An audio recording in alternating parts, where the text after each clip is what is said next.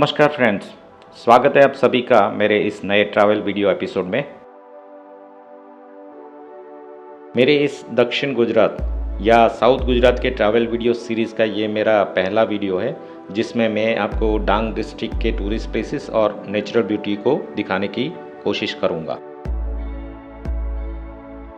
गुजरात में डांग nature lovers और trekking lovers के लिए एक ड्रीम डेस्टिनेशन है क्योंकि डांग में वो सब कुछ है जो आपका मन मोह लेगा।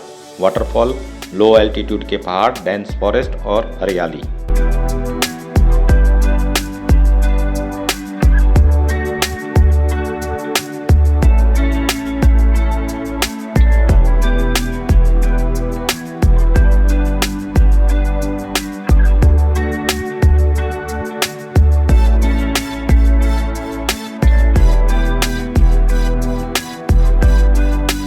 डांग डिस्ट्रिक्ट के गेटवे पर ये ऊनाई माता जी का मंदिर है जो एक माता सीता का स्वरूप है। इस मंदिर का इतिहास रामायण एरा से जुड़ा हुआ है। मंदिर के प्रांगण में एक हॉट वाटर स्प्रिंग है जो स्थानीय लोग इसे काफ़ी चमत्कारिक मानते हैं। डांग रामायण काल में दंडकारण्य के नाम से जाना जाता था और माना जाता है कि भगवान राम अपने वनवास के दौरान इसी रास्ते से आगे नासिक की तरफ गए थे। भगवान राम ने इस हॉट वाटर स्प्रिंग को अपने बाण से उत्पन्न किया था। मंदिर एक बड़े कोर्टयार्ड में बना हुआ है और इस मंदिर का इतिहास करीब 700 साल पुराना है।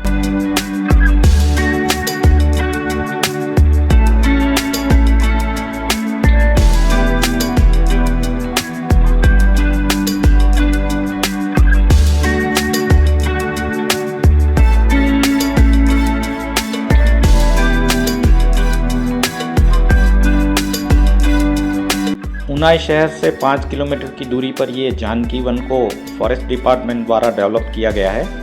इस पार्क का मेन उद्देश्य है एनवायरनमेंट प्रोटेक्शन, फॉरेस्ट्री कंजर्वेशन और एक इको टूरिस्ट प्लेस डेवलप करना।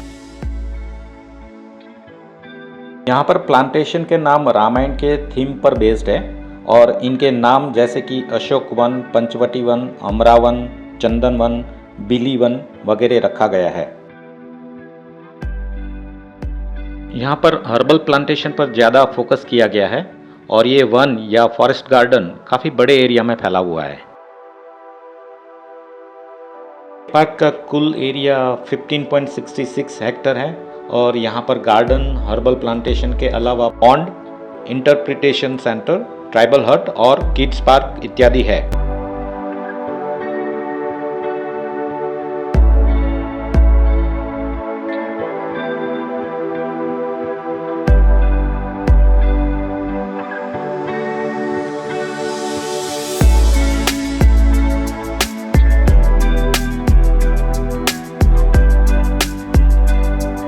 डांग डिस्ट्रिक्ट गुजरात में साउथ ईस्टर्न पार्ट में है। डिस्ट्रिक्ट का कुल एरिया है 1764 स्क्वायर किलोमीटर।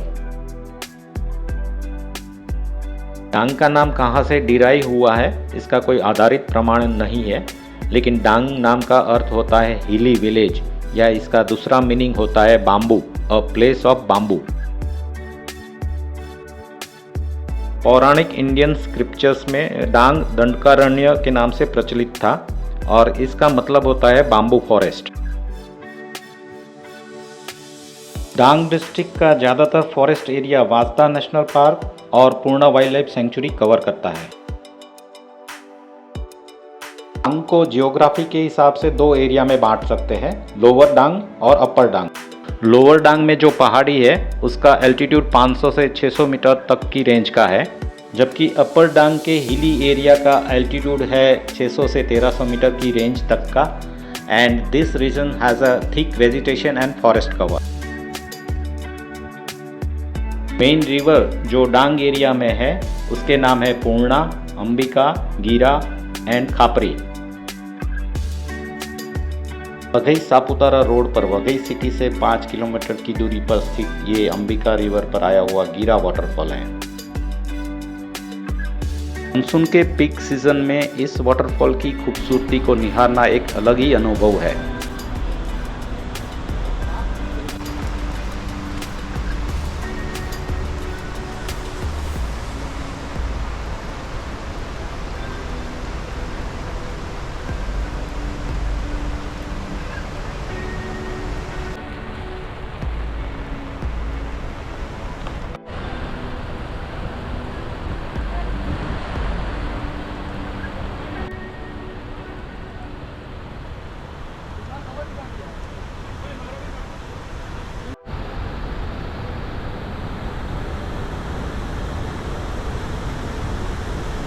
मेरी तरह अगर आप भी मानसून सीज़न में यहाँ पर आते हो तो आपको ये माइटी वाटरफॉल मेस्मराइज कर देगा। ये वाटरफॉल की हाइट अप्रोक्सीमेटली 30 मीटर्स है, लेकिन अगर वॉल्यूम वाइज देखें तो शायद ये गुजरात का सबसे बड़ा वाटरफॉल होगा।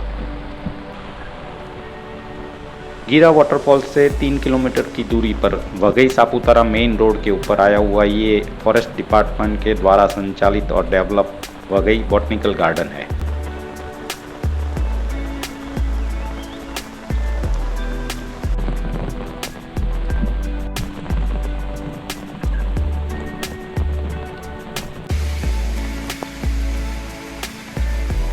यहाँ पर आपको Arogyavan, bamboo plantation, dry deciduous plants, evergreen plants, fruit plant, medicinal plant, orchid plant, scrub and thorn plant बहुत ही सुनियोजित तरीके से डेडिकेटेड एरिया में देखने को मिलेंगे। दोस्तों, ये एक ही जगह का 10 मिनट के अंतराल में लिया गया वीडियो है और देखें कि कैसे फ्लैश फ्लड अचानक से आता है।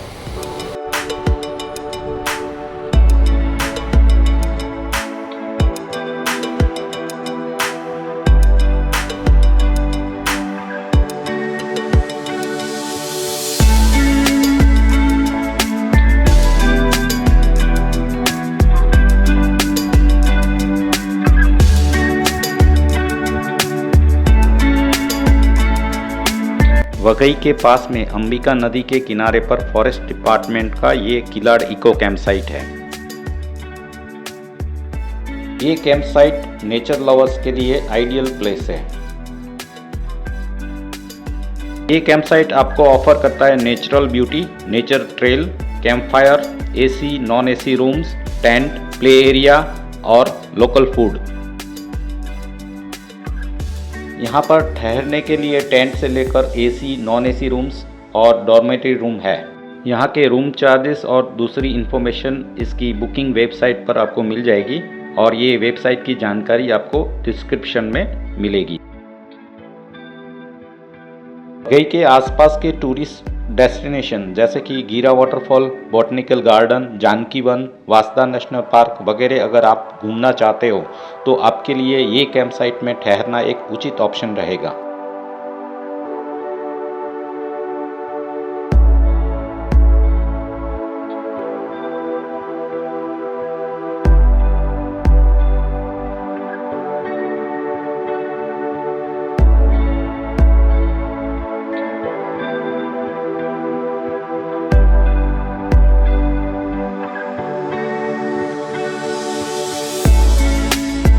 रूम से बाहर निकलते ही आपको जंगल और अंबिका रिवर का वंडरफुल और ब्रेथ टेकिंग व्यू देखने को मिलेगा।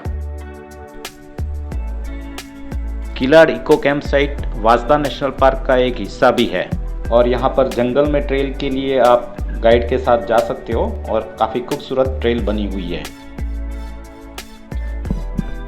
Vasda national park is rich in biodiversity, medicinal plants having a flowery shrub, riverine woodland and aquatic ecosystem।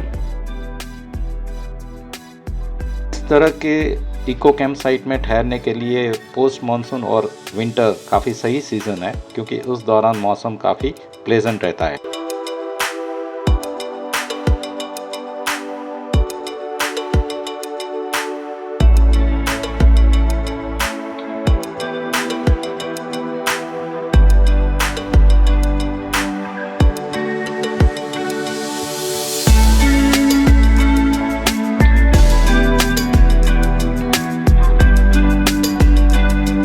Waghai से 20 किलोमीटर की दूरी पर थोड़ा बहुत ऑफ ड्राइविंग करके आप कलमडुंगर पहुंच सकते हो।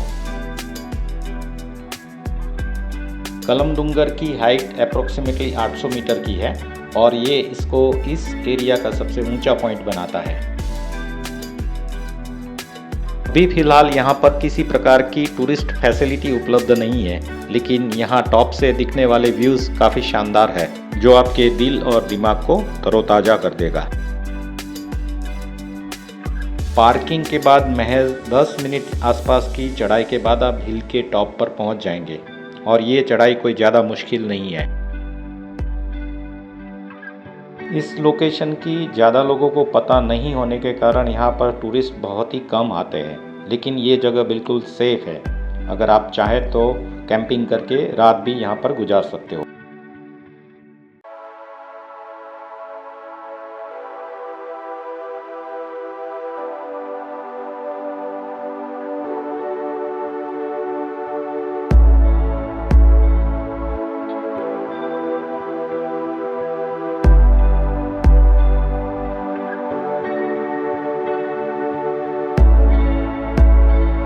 ये हिडन जेम और सेक्लूडेड प्लेस ऑफर करता है एक पीसफुल रिट्रीट, क्योंकि यहाँ पर टूरिस्ट फुटफॉल काफ़ी कम है। यहाँ के मेस्मराइजिंग व्यूज़ आपको अनवाइंड करके आपको अंदर से नई ऊर्जा भर देंगे। यहाँ से आसपास के लो लाइंग एरिया के panoramic views are nothing short of breathtaking amid serene backdrop.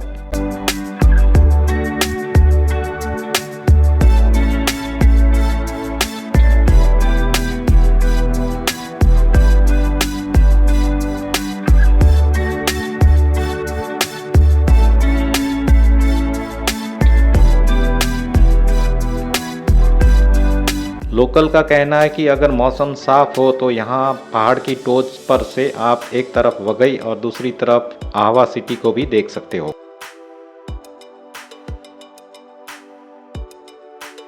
अभी मैं निकला हूँ पदमडुंगरी इको कैंप साइट की तरफ, जो अंबिका रिवर के किनारे पर बनाया गया है और ऊनाई से 12 किलोमीटर और वघई से 20 किलोमीटर की दूरी पर है।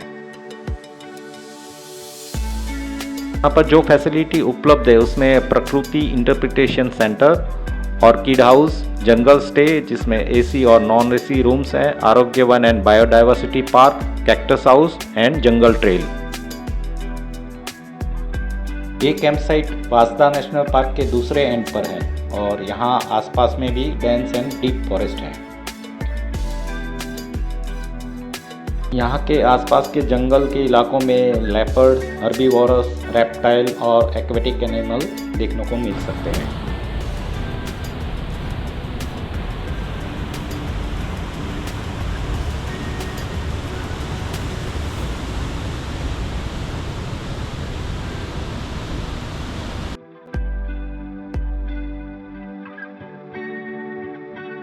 यहाँ पर रूम बुकिंग के लिए वेबसाइट की इन्फॉर्मेशन मैंने डिस्क्रिप्शन में शेयर कर दी है।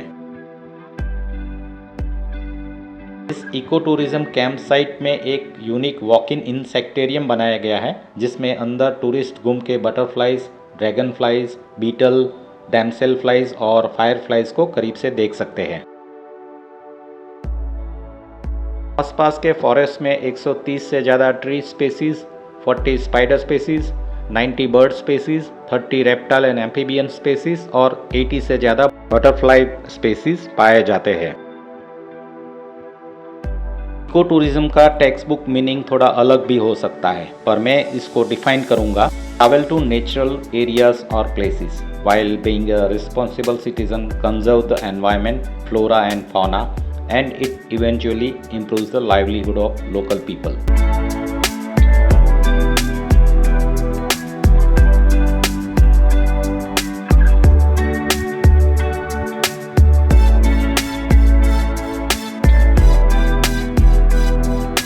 आखिरी में मैं Waghai Bilimora narrow gauge line पर चलने वाली ट्रेन में बैठकर ऊनाई स्टेशन तक की सफ़र का आनंद उठाने वाला हूं, तो आप भी बने रहें मेरे साथ। अभी हाल ही में इसमें एसी विस्टाडोम कोच को जोड़ा गया है। ये ट्रेन स्थानीय लोगों के लिए लाइफलाइन है।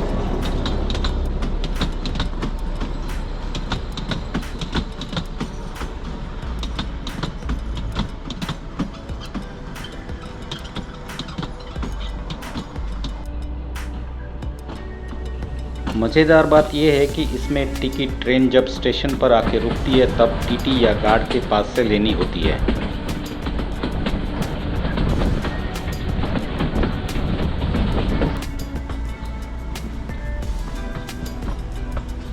ये ट्रेन काफ़ी खूबसूरत रूट और लैंडस्केप में से होके गुजरती है और आप इसमें बैठकर लोकल कल्चर को अच्छी तरह जान सकते हो। ये ट्रेन वघई से बिलीमोरा का 63 किलोमीटर का सफ़र करीब 3 घंटे में कंप्लीट करती है।